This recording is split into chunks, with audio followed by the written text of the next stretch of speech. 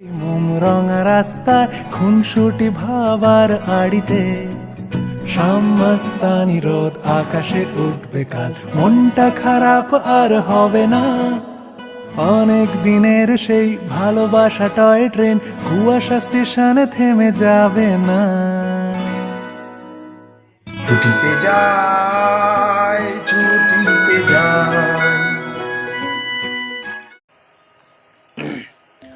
সবাইকে শুভেচ্ছা ও ভালোবাসা জানিয়ে আমি আফতাব হালদার আজ শুরু করছি বেড়ানোর খবর। সম্প্রতি মহারাষ্ট্রে পর্যটন রাজধানী আখ্যা পেয়েছে ঔরঙ্গাবাদ। এক সময় ফতেনগর সম্রাট ঔরঙ্গজেবের পৃষ্ঠপোষকতার ফলে পরিচিত হয় ঔরঙ্গাবাদ। তবে এখন পর্যটক মহলে এর খ্যাতি বিশ্ববিখ্যাত অজন্তা এলোরার জন্য। তাছাড়া ঘুরে নিতে পারেন দৌলতাবাদ দুর্গ, ঔরঙ্গাবাদ কেভস এবং দ্বাদশ জ্যোতির্লিঙ্গের অন্যতম গৃহস্থল। ঔরঙ্গাবাদ থেকে প্রায় 105 কিমি দূরে অজন্তা। একটা পুরো দিন এখানকার জন্য বরাদ্দ রাখলে ভালো হয়। মনে করা হয় 200 খ্রিস্টাব্দ থেকে 650 খ্রিস্টাব্দ অর্থাৎ 850 বছর ধরে অজানা শিল্পীদের তুলিতে রঙিন হয়েছে অজন্তার গুহা।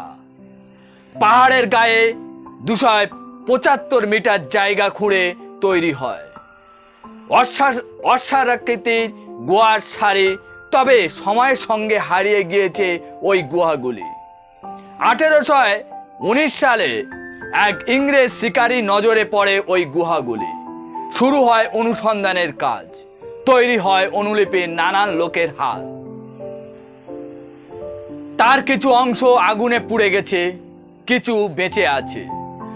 অপূর্ব এই গুহা চিত্রগুলিকে সংস্কার ও সংরক্ষণ করার চেষ্টাও কিছু কম হয়নি। তবে কখনো কখনো সেই সব সংস্কার ক্ষতিও করেছে ছবিগুলি।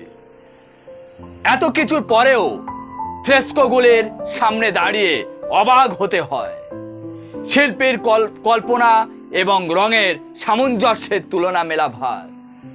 ইউনেস্কোর বিশ্ব ঐতিহ্যের স্মারক হিসেবে স্বীকৃতি অজন্তা। মোট 32টি গুহা আছে অজন্তায়। ফ্রেস্কোর জন্য বিখ্যাত গুহাগুলি, কিন্তু এদের ভাস্কর্য কম সুন্দর নয়। গুহাগুলিকে মোটামুটি প্রার্থনা কক্ষ এবং থাকা স্থান হিসাবে ভাগ করা হয়েছিল।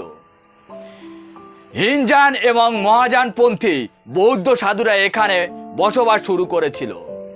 বলা হয় গুহা নাম্বার 9 এবং 10-এর চিত্রকলা ভারতের চিত্র হিসাবে অন্যতম প্রাচীন নিদর্শন।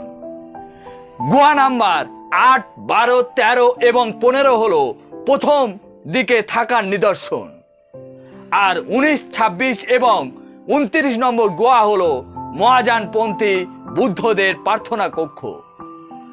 ফ্রেস্কোগুলির বিষয় বৌদ্ধ ধর্মের নানা দিক নির্দেশ করে। আজ এখানে শেষ করছি। সবাই ভালো থাকবেন, সুস্থ থাকবেন। Tata, bye bye.